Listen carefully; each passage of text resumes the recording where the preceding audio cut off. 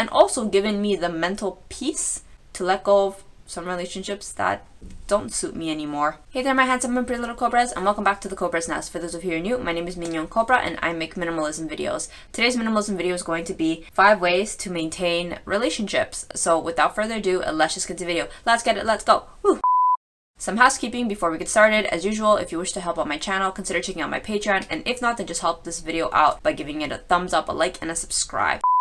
I'm making this video because I've come back to Canada and I've been spending a lot more time with more people than I had in China. When I was in China, it was just me and Will. I've been butting heads with people and learning and growing, and it's been about 4 months, and so I figured I wanted to share some tips and tricks that have helped me along in this and like smoothing things out and making this transition a lot easier. So I figured, you know what, if I struggled with this, I think that these tips could definitely help out other people, because I think most people do interact with family and friends more than I had in China. So let's just get into the list. Number 1, don't judge others. I think that a lot of us, when we think about our loved ones and our family, we think that we're not really judging them in a way that's like negative and like talking down to them. We think we're coming from a place of love, and since we love them, we're allowed to have opinions about others. But the thing is, people don't interpret it that way. Everyone's gonna see it as like, you're judging me, and it doesn't matter how well-wishing or well-meaning your intentions are. Sometimes people are just not gonna see it that way. So I've kind of learned from myself to kind of keep some of my opinions to myself and just not judge other people, because honestly, unless you're with them 24/7, you don't know the struggles that they're going through. And I've just kind of learned it's just a lot easier for me to not judge others and not make assumptions about what others are living, because I don't know. I really truly don't know. And unless they come and tell me about it, I'm not gonna put our relationship into some sort of strain because I feel a certain kind of way because I'm making assumptions. It's just better not to do it. It's better to respect the person and just not make judgments, no matter how well-intentioned you may think that they are. Number 2, say kind words. You don't know their struggle. When I came back to Canada, me and my mom kind of did butt heads a bit, and I think it's because I wasn't really respecting her struggle, and I was just kind of saying whatever came into my head, and I was being judgmental, and I was like, you know what, like I had a hard time in China too, like, but the thing was, I don't know her struggle, and it was very insensitive and disrespectful of me to think that I knew her struggle when I don't. So I've kind of realized that the Buddhistic principle of say what's only necessary, say what's only kind, was something that really needed to be applied in the situation. My mom is doing the best that she can. I think everybody is doing the best that they can, and everybody has their own personal struggles, and it's not my place to come and judge others and say well-intentioned critiques or honest truths. It's not necessary. It's not needed. We really don't need to be doing that to one another. Life is hard enough as it is. So one of the things that I learned was just to say kind words and to say encouraging words and to just respect the other person and not get in there trying to judge them or say this and that. It's not my place, and I'm not interested in doing that. I would rather be a loving and supportive individual. Number 3, focusing on what you can do for them versus what they can do for you.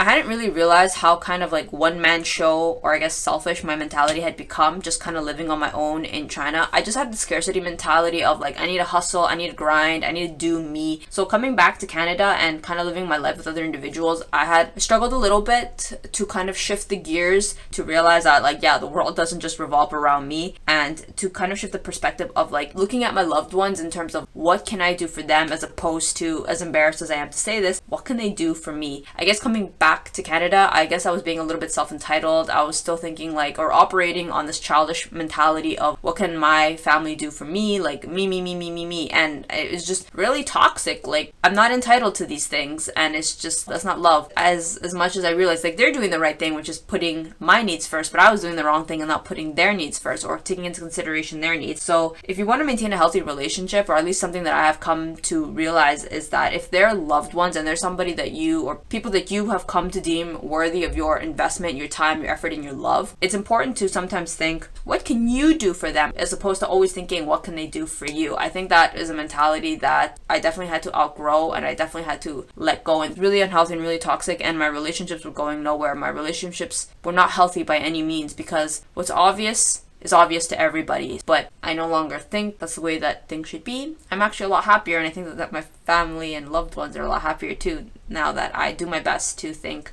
what can I do for them, as opposed to what can they do for me?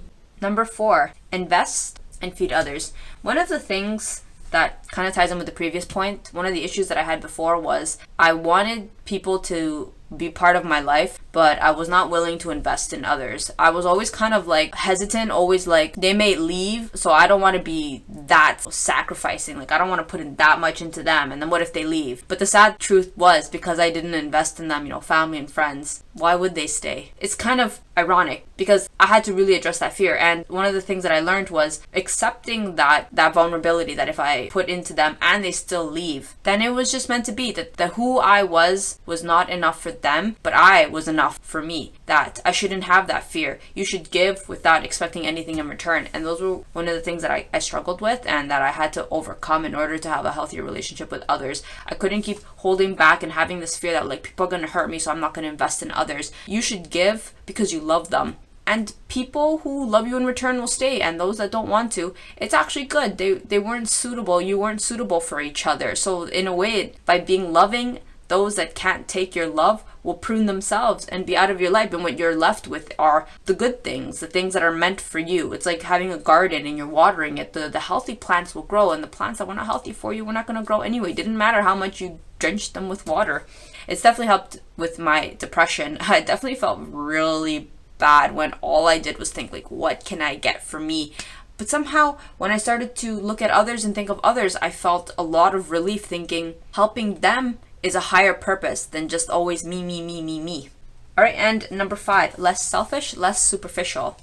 This is an interesting one because I hadn't really realized how superficial and how selfish I had kind of become in my time in China. I kind of started to look at people in terms of like, what can they do for me, as opposed to how can I foster and maintain a healthy relationship. So I was judging people on external factors like, do they look good? Can they help me? Can this help my career? And it was just a really toxic way for me to be looking at people and looking at relationships. I decided that I was going to let go of that. I decided to stop judging people by appearance and stop judging people by what they can do for me, and instead focus on how can I give back to them. Selfish people never really prosper, and even if they do, it's never enough. It's always, what more can I get? I need this, I need that, and it's like a constant hunger. And in Zen, there's this concept of the hungry ghost. They just eat, and it's never enough because it just goes right through them. And that's essentially what had happened to me. I was just constantly fixated on like what I could do for myself. And the reason that was because I felt like there wasn't enough in my life. I really did feel a sense of scarcity.